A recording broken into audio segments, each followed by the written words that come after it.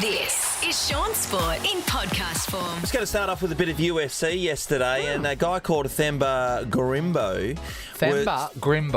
Gorimbo, yes. Yep. He's Zimbabwean. Okay, yep. So he was the guy that The Rock went and found him at the gym, who was living on the couch, and then bought him a house. left his family because he was trying to make better for the whole, lovely. the whole family.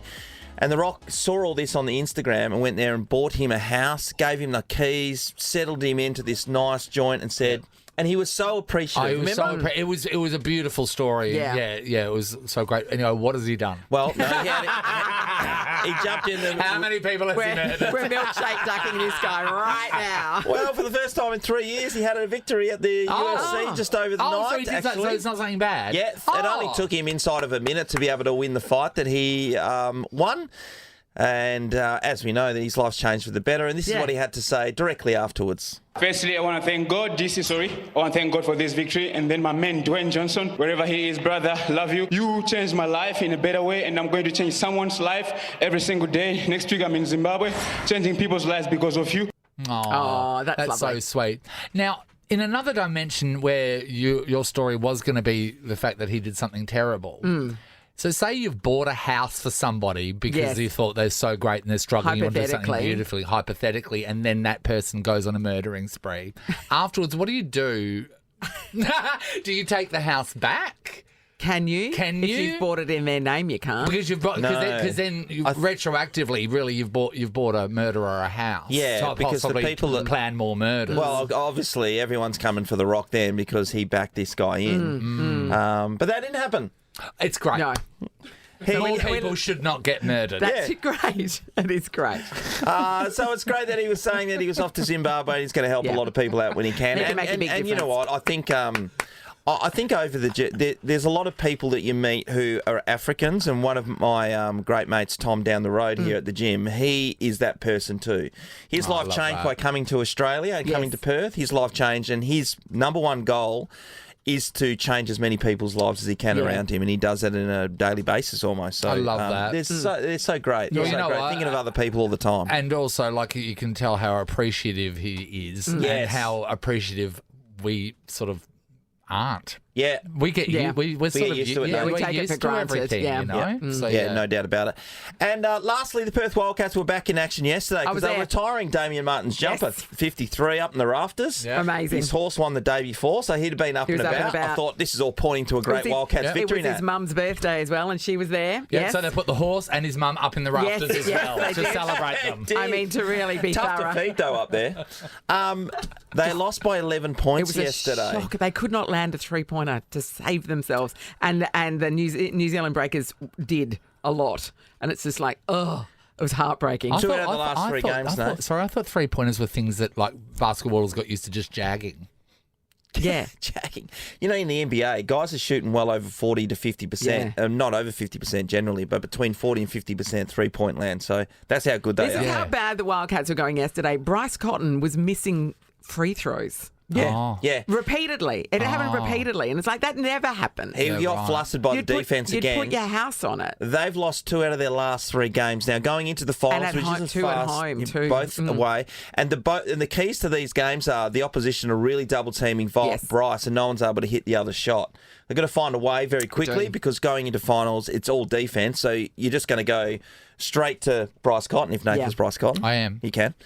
We will just defend You're him, too and tall. then it's up to Harry to make the shots. Can Harry do it is the question. Your help will be appreciated, but I'll just do what I have to do to get us over the line. Okay, we've got to find a way, Perth Wildcats. Yeah, we do. Let's go. But well done to Marto yesterday. It was a beautiful ceremony that they did, and lots of people stuck around for it, which was great because it was a fair while. It took a while setting up and stuff, and everybody's going, hurry up. But a lot of people stuck around. It was beautiful to see. Nice. Hey, I just want to let you know that in 2026, when the World Cup soccer takes place over in North America, they've announced that MetLife Stadium in New Jersey will host the final. So Wow. New Jersey! Love that. Jersey. Cake boss. Jersey Shore. So if you get over there, now you know where to get to when the final's on. It's going to be over there. So make sure you get there. The opening match of that World Cup will take place in Mexico City. Yeah, well, that'll be massive. It'll be I don't know what their stadiums hold, but I'm picturing that they don't have a 4,000 donkeys. That's right. I'm picturing there's a guy at the front who's not really counting every person coming through. You know, those bean counters. Like, yeah. You know, they're just all swapped and everyone in that's there. lining is a cucaracha. And every other stereotype. All of them. All of them. Burritos in Fantastic. hand. So that'll be great. Moving on to cricket yesterday. Australia were too good for the West Indies, and the pitch at the SCG was doing all kinds of business, swinging inside and out. That's what you expect of a SCG pitch, isn't it? Yeah, you Bit did. of And movement. you normally see them smashing 300 each go, but Australia was able to get to 250 odd runs, but it looked like they were going to be out for just over 100. So no one's really watching it at the moment. I sat down and watched it yesterday for a bit because, you know, everyone else Hang on. Breaking news. Nathan's not watching it. Nathan's I watched The Greatest Night in Pop. Seen it too. Watched it too yesterday. Yeah, in between the cricket, Nathan. On You Netflix. can do both, Nathan. On Netflix, it's what happened the night that they recorded "We Are the World." It is one of the best documentaries you'll ever see in your life. Yeah, give it a go. So bloody good. I agree with that. So Australia have scraped through. They're playing Canada tomorrow. Canada. They're playing in Canberra tomorrow, and that series will be washed up, and then they'll move over to New Zealand. The only other thing over the weekend, which I wasn't surprised about, was the Socceroos getting beaten in the quarterfinals of the Asian Cup. Now, it went down to a penalty. Who'd we get beaten by? Who have we been beaten by? Do we care? Do we care even? Because they're not Matildas. Oh, my God. I know, but I've been saying the whole tournament that their inability to score, which is the same thing that happened to them on the weekend, they should have won the game about 3-0, and they were up before giving away a penalty late in the game to really put a fork into them. It was South Korea it was. 2-1. They had all the opportunities in the world, and a lot of these Australian guys, Nathan, are playing in top-level leagues around Europe, but none of the good strikers, the ones who score the goals, are playing in those positions. Okay. So we've lacked that the whole way through. As we know, Sam Kerr, you know, she's one of the best in the world. She plays that position. In the men's side of things, never been able to do it. And to get knocked down. We won 4-0 against Indonesia. Never forget. So wait there, I Sean. remember that game. If you read anything about Sam Kerr's upbringing, she famously lied about being a girl during her early football career. We need her to do that again for the Socceroos. Great point. She comes back from an injury. Don't you think? Who's this new guy? And we all just believe it. She's like a fake goatee on her. Yeah. He can find the back of the net. Yeah, no problem.